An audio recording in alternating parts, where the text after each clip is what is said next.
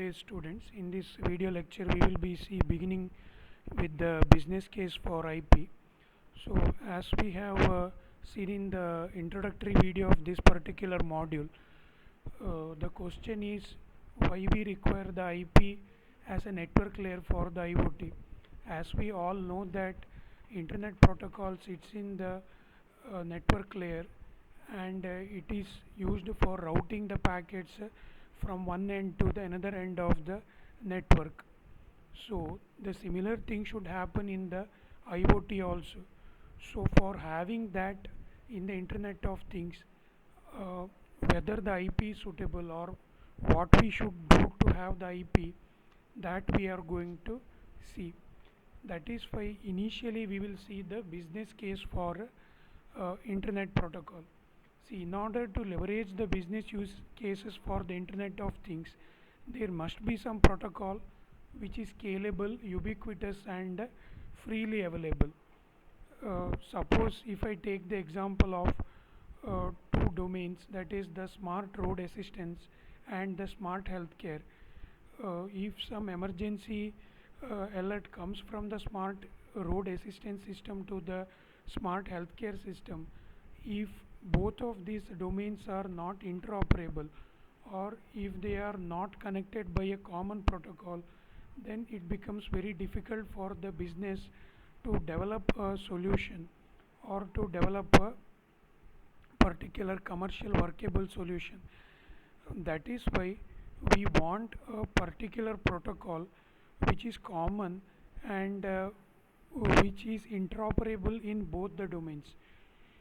So as far as the IoT is concerned, the businesses are in search of one protocol which can cater the need of both the domains. This is one example I am going to give. Like that you can take the several other examples. That is why we are going to see a business case for the IP initially. What are the advantages in the IP which we can cash in as far as the IoT is concerned. Also, IoT involves lot of data in movement or motion where the proprietary protocols won't hold good. We need some scalable protocol which holds good for all of the devices or all of the domains where the data will freely flow from one end to the another end. That's why we are interested in exploring the business case for IP. So let us see some of the key advantages of the internet protocol, so which may suit the IoT's requirement. As we already know, open and standards based is one of the advantage of internet protocol. Similarly, versatility, ubiquitousness, scalable, it's manageable and highly secure, stable and resilient. Consumers market adoption is very good, and innovation factors. These are the key advantages of internet protocol. We will see one by one. Open and standards based. See, as you see the or as we see the operational technologies, uh, you may go into the smart metering infrastructure or smart healthcare system, or you may take the smart road assistance system. In all these cases, we are having solutions with the proprietary protocols which doesn't cater to the need of the other domains. That is why IP is one protocol which is open, and it is based on the certain standards developed by the IETF, that is the Internet Engineering Task Force. So since the IP is open and standards based, so it perfectly suits the requirement of IoT.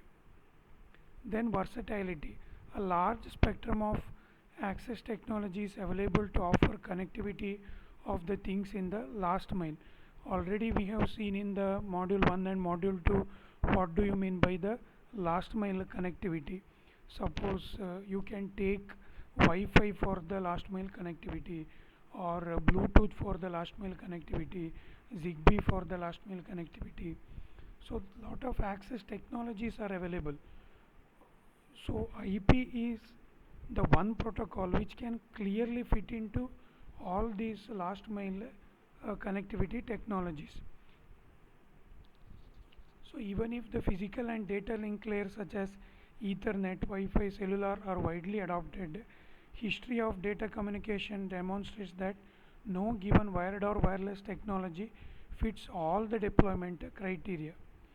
But IP is one protocol which satisfies all these requirements. You can see on top of the Ethernet you can put the IP, on top of the cellular technologies you can put the IP, or on top of the Wi-Fi you can put the IP. So layered IP architecture is well equipped to cope with any type of physical and data link layer. So it is very versatile. Ubiquitous means you can find IP anywhere in any kind of operating system or any kind of a device. It is scalable to the IP network layer. So if you see all the recent operating system releases, from general purpose computers and servers to the lightweight embedded system, uh, you have an integrated dual IP stack, that is it is compliant to both IPv4 and IPv6. So in addition, IP application protocols in many industrial IoT solutions have been updated in recent years to run over the IP. In fact, IP is the most pervasive protocol which is supported across the various IoT solutions and industry verticals, and it is also scalable. As the common protocol for the internet, IP has been massively deployed and tested for robust scalability.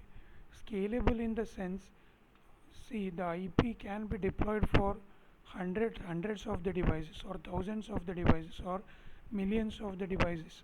So it is a scalable architecture where you can take it from a very small number of devices to a large number of devices. It is manageable and highly secure. You are having the IPsec where a particular layer is being implemented for the security of the IP protocol. So it is secured in terms of the uh, attacks, or it is secured in terms of a particular secured in terms of the particular uh, attack is concerned, and it is stable and resilient. IP has been around for 30 years, and it is clear that IP is a workable solution, and it has a large and well established knowledge base, and more importantly it has been used for years together. So it is a very stable architecture. In addition, IP has been deployed for critical services such as voice and video, which have already transitioned from closed environments to open IP standards. And consumers market adoption. Uh, IP has been widely deployed and adopted by the consumer in various devices and applications. So you need not worry about the adoption of the IP. If you integrate it by the IoT, it will work well. So the innovation factor, IP has been continuously innovated, and the updates or the upscaling in that particular domain has been done. Suppose if you take the IPv4, it is having a limited address space. In order to overcome that particular shortcoming, IP has been innovated in such a way that IPv6 address caters to the need of billions of addresses together. So in this way, IP has been continuously innovated, and it satisfies the needs of billions of the devices. So in summary, the adoption of IP provides a solid foundation for the Internet of Things by allowing secured and manageable bidirectional data communication capabilities between all the devices in a network. So this brings us to the end of uh, key advantages of the internet protocol. In next lecture we will be seeing the adoption and adaptation of the IP for IoT. Thank you.